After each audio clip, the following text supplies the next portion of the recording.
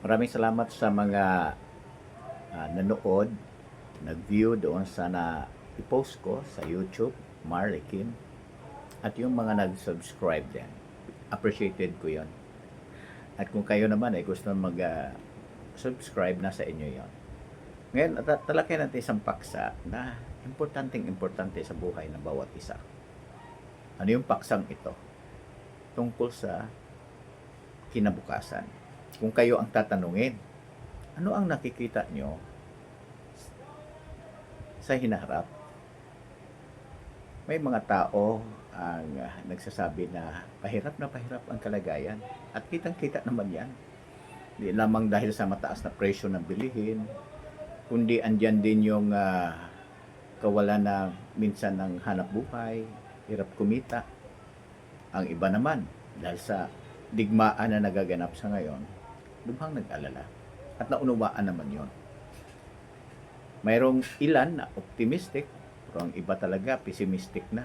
Mayroon ako nakakausap sinasabing wala nang mangyaring maganda sa daigdig natin.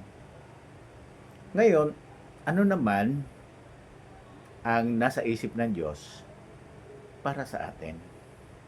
Actually, nasabi ko na rin ito. Kinot ko yung Isaiah 63:9. Sinasabi doon, pinasulat talaga ng Diyos kay Propeta Isaias.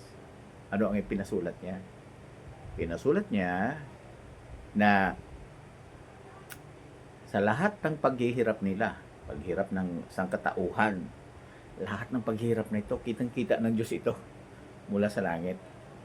Ayon sa Ikalawang Kronika 16:9, oo, nagmamasid siya sa buong daigdig at nahihirapan siya. Ayon doon sa Isaiah 63:9. Pinasulat niya yan para malaman natin na nakikita niya ang sitwasyon. At nakikita niya rin ang pangangailangan. Bigyan tayo ng pag-asa. Ngayon, ano nasa isip ng Diyos na magandang pag-asa? Ayan, magandang tanong na yan. Kumisan kasi kung tayo lang tanungin o yung ibang tao tatanungin mo, parang walang magandang pag-asa. Pero sa Diyos, anong nasa isip niya? Isang maligayang, maginhawa, panatag, payapang pag-asa. Nagagawin talaga niya. Bakit tayo nakatitiyak at ano ito? Anong pag-asang ito at bakit tayo nakatitiyak? Basahin natin ang Apocalypse 21:4 and 5. Pinasulat ito ng Diyos. Gusto niya talagang malaman natin ito kasi once na malaman natin ito, magiginhawahan tayo. Oo, parang madama natin yung bagay na kapag may bagyo, inunos ng sunod-sunod na bagyo nung nakaraan, mula kay Krising, kay Dante, kay Emong, nung panahong yun, parang ang hirap-hirap. No? Nabalitaan natin ang mga kalamidad. Pero alam natin, gaya ng bagyo, lumilipas din. Ganyan din sa kalagay natin ngayon. Yan ang nais ipadama ng Diyos sa Apocalypse 21:4 and 5. So, nais nating basahin ito. Ganito ang kanyang pangako. At papahirin niya ang bawat luha sa mga mata nila. Mawawala na ang kamatayan, pati ang pagdadalamhati at ang pag-iyak at ang kirot. Ang dating mga bagay, yung kasalukuyang mangyayari na ito, magiging dati na lang daw, ay lumipas na. Diba ang ganda pangako? Isa-isahin natin, aalisin niya o mawawala na ang kamatayan. O talakay natin mamaya yan. Ano yung naging sanhi ng kamatayan ng tao? Unang-una, sakit, pagtanda, sa digmaan. Sa ngayon ay nangyayari sa Ukraine at Russia at sa iba pang panig na mundo. Marami talagang nagdidigmaan at hindi maganda ang naging epekto nito sa mga tao. Hindi pa. Kaya ipinangako din, mawala na ang kamatayan. At kapag mawawala ng kamatayan, siyempre pa, wala na rin magdadalamhati. Nasa ngayon, nakakalungkot kapag namatayan tayo ng mahal sa buhay, napakasakit ito. At wala na rin pag-iyak. Siguro may pag-iyak sa inarap, iyak ng kagalakan. Pero hindi pag-iyak dahil sa hirap, no? Kahirapan. At ang kirot. Ang kirot na ito dulot ng iba't ibang masamang kalagayan ngayon, kasama na siyempre pa yung pagtanda, no, ng tao. Marami ng kirot pag tumanda ka. Oo, nakakalungkot yun. At nakakatuwa, alam pala ng Diyos ito. Ngayon, bakit tayo nakatitiyak na hindi lang ito isang pangako at hindi kailanman ito mapapako? Paano tayo nakatitiyak niyan? Basahin natin ang 5, sinabi rito. Pinasulat ng Diyos ito. At sinabi ng nakaupo sa trono, tingnan mo, ginagawa kong bago ang lahat ng bagay. Sinabi rin niya, isulat mo dahil ang mga salitang ito ay tapat at totoo. Ang naggagarantiya yung nakaupo sa trono. Siyempre, yung ating may lalang, ang may lalang, ang makapangyarihan sa lahat, soberano sa buong San Sinokob, sa buong universo, siya ang soberano.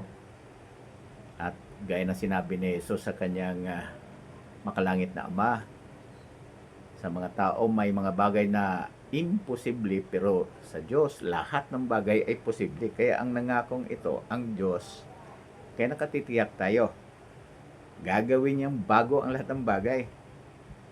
At dahil ang salitang iyon, tapat at totoo. Titingnan natin yung unang gusto nating malaman. Paano niya alisin ang kamatayan na sanhi ng pagdidigmaan ng mga tao, paglalabanan. Ang ganda ng pinangako ng Diyos. Tingnan natin ang sinabi niya dito sa Isaiah, awit 46:9. Bagaman ito noon ay nabanggit ko na, pero ito yung bagay na pag-alis sa kamatayan. Kasi maraming taong nangamatay dahil sa inihuhulog na bomba, sumasabog na drone na may mga bomba din, paglabanan mismo sa gitna ng digmaan, nagdidigma ang mga hukbo. No? Ganito ang pangako ng Diyos. Sa awit 46:9, pinatitigil niya ang mga digmaan sa buong lupa, binabalik niya ang pana, dinudurog ang sibat, at sinusunog niya ang mga karuwaheng pangmilitar. O anong punto nais natin diin dito? Sa buong lupa daw, o sa Ukraine man, sa Russia man, o sa mang panig na mundo, ano daw? Sabi dito, pinatitigil niya ang mga digmaan.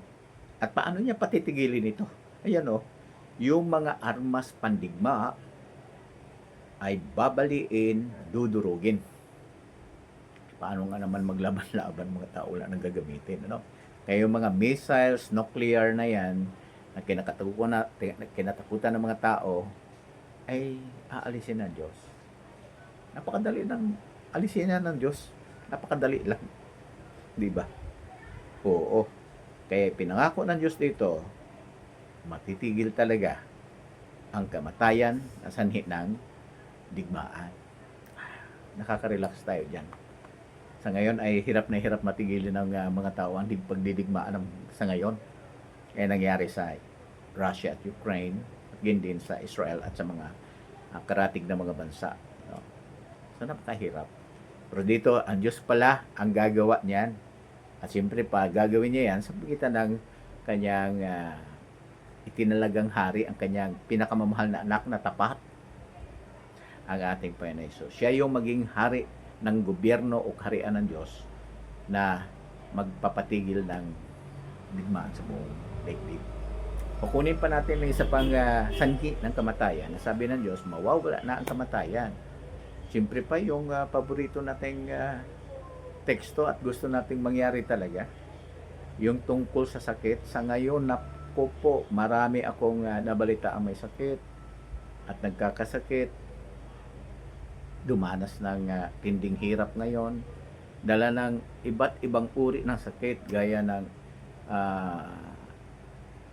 cancer, tumor at iba pa, no? Ang mga sakit na nagpapahirap sa buhay ng tao. At nakakalungkot 'yon. Kumitil ang sakit ng iba't ibang uri ng sakit ng buhay, maraming buhay at maraming nagdadalang hati. Ang iba naman kasalukuyan nakakaranas ng ganyan. Talaga nakakalungkot ito. Pero anong pinangako ng Diyos? Ang ganda ng sinabi niya pa rin sa Biblia, at yan ay pangako niya sa Isaiah 33:24. Bagaman nasabi ko na rin ito noon, magandang balikan natin kasi ipinangako ng Diyos, mawawala na ang kamatayan. Kamatayan na sanhi ng sakit papaano? Ito ang sinabi ng Diyos mismo. Isaiah 33:24. Ano yung sinabi? At walang nakatira doon ang magsasabi, may sakit ako. Ano daw? Sabi rito, walang nakatira doon. Ang doon na tinutukoy, ito yung panahon na yung matagal na nating nire-request ng Diyos at milyon-milyong mga tao ang humihiling yan sa Lord's Prayer. Ama namin na sa langit ka, pakabanalin nawa ang pangalan mo, dumating nawa ang kaharian mo. Mangyari nawa ang kalooban mo, paano sa langit, ganon din dito sa lupa. So, yung kaharian ng Diyos, sa ilalim ng kaharian na yun, yung tinukoy na doon, walang nakatira doon sa ilalim ng pamamahala ng ating Panginoon Jesus. Kapag dumating yon, taglay ang kapangyarihan ng kaharian, alisin niya ang sakit. At alam natin sa Matthew 9:35, no? Si Jesus ay nagpagaling ng bawat uri ng sakit. Instant yon. Doon tayo napapatibay sa salitang yon. Yung, o sa mga pangyayaring yun. Instant siya. Tumor, cancer, o ano mga sakit yun, automatic. May ketong man, agad na lalinis. No? So, nakapagpapatibay yun.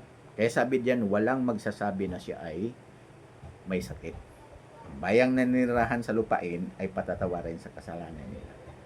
So, anong point? Ang point, wala na talagang kamatayan na sanhi ng sakit. Siyempre may kamatayan din na sanhi ng ibang bagay, lalo na sa mga kagaya ko. Sabi nga na, pag umidad ka ng 60, ikaw ay nasa takip-silim na ng iyong buhay. Kaya sabi na, senior.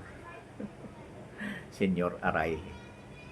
Ngayon, pagtanda, bagaman maraming mayayaman dyan, may sariling mga pangangailangan sa gana, may mga makakabayad sila ng mga ekspertong mga doktor, no, para pagalingin ang kalamay sakit. Pero hindi lang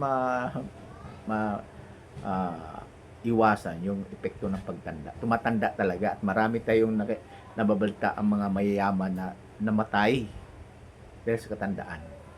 Pero ganito ang sinabi ng Diyos tungkol diyan, na mawawala na ang kamatayan na sanhi ng katandaan. Ano ito? Basahin natin. Ito yung pinasulat niya kay sa Job 33:24.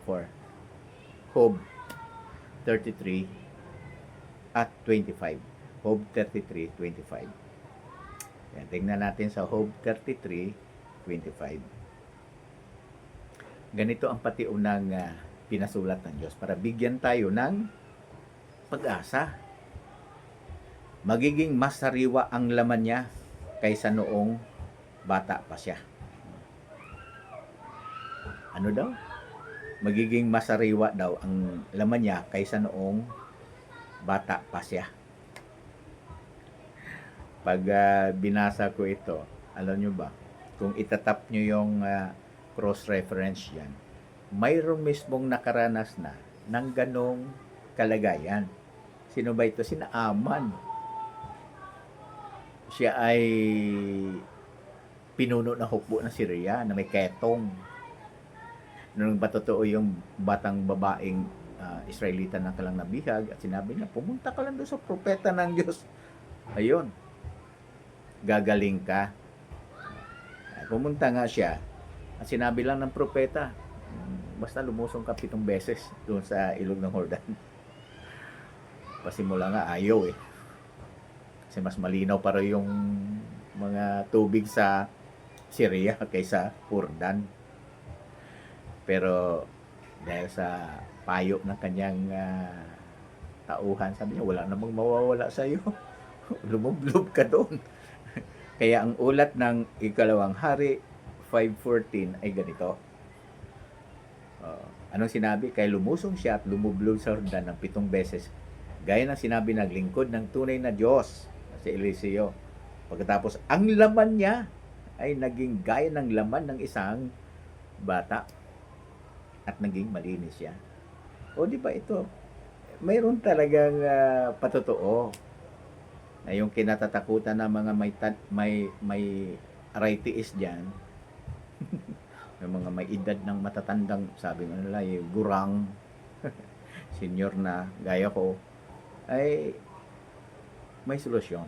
Alisin ng Diyos ang gayong pagpapahirap at wala ng kamatayan, mawawala ng kamatayan na sanhi ng pagtanda. Bakit? O sa ilalim ng pamamahala ni Jesus, ikakapit ulit ng Diyos yan. Ginawa niya yung kay Naaman, hindi pa yung naglilingkod sa Diyos.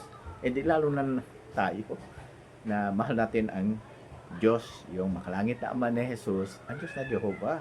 Oh. Kaya magiging mas sariwa ang laman niya kaysa noong kabataan siya. At babalik ang lakas niya gaya noong bata pa siya. Nangyari kay Naaman yan. Gagawin talaga ng Diyos yan. Dahil gusto niya, tamasain natin yan, mawawala na ang kamatayan. Oo, ang sanhi ng pagtanda. Bandang huli, mamamatay ang matatanda. Sa Biblia, 70 to 80. Kung mas malakas ka, 80. Mayroong mabutin 80, may 90, may 100. Bihira na sa 100. No? Sabit na sila doon sa 70, 80, 90. Wala na, pahinang-pahina na yon. So, mawawala yon. Di ba magandang pag-asa yan? At kung titingnan natin ulit bilang konklusyon doon sa sinabi ng Diyos sa Apocalypse 21:5, bilang patotoo, bilang garantiya doon sa binanggit niya, at papahirin niya ang bawat luha sa mga mata nila, mawawala ng kamatayan, pati ang pagdadalamhati at ang ang kirot.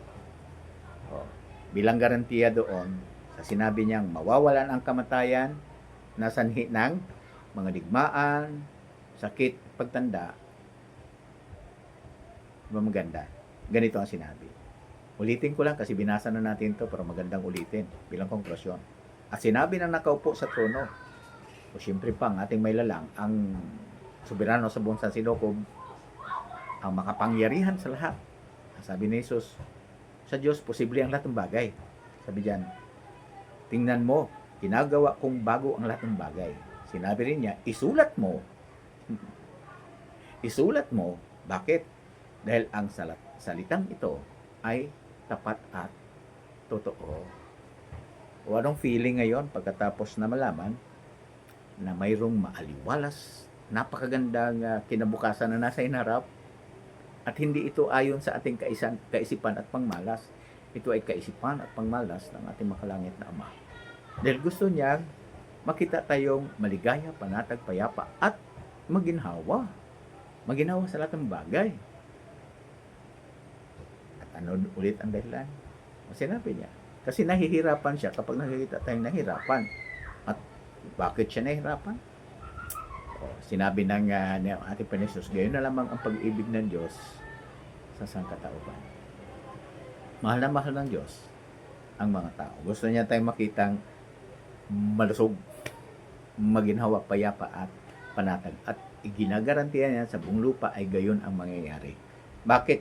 Kasi doon sa 3, sinasabi sa 3, yung 21:3, kung bakit maaasahan natin sa buong mundo ay mangyayari ito sa lahat ng tao nasa ilalim ng pamamahala ng ating Panginoon. Sinabi rito, pagkatapos narinig ko ang isang malakas na tinig mula sa trono na nagsasabi, tingnan mo, ang tulda ng Diyos ay nasa sangkatauhan, nasa mga tao, at maninirahan siyang kasama nila, at sila ay magiging bayan niya, at ang Diyos mismo ay sa kanila. Kaya ano ang nais-idiin diyan? Kapag nasa ilalim na ng pamamahala ng ating Panginoon, ang buong sangkatauhan ay hindi na makakaranas ng kamatayan sanhi ng sakit, pagtanda, at ganyan din ng digmaan. Di ba ang ganda? So, bakit tayo nakakatiyak? Ayon sa Matthew 19:26, si Jesus mismo ang nagsabi, sa mga tao, imposible ito. Sa ating alam, imposible yun. Pero sa Diyos, lahat ng bagay ay posible. Mangyayari talaga ito at aasahan natin. Muli, maraming salamat sa pagkikinig. Maraming salamat sa inyong pakikinig at panonood.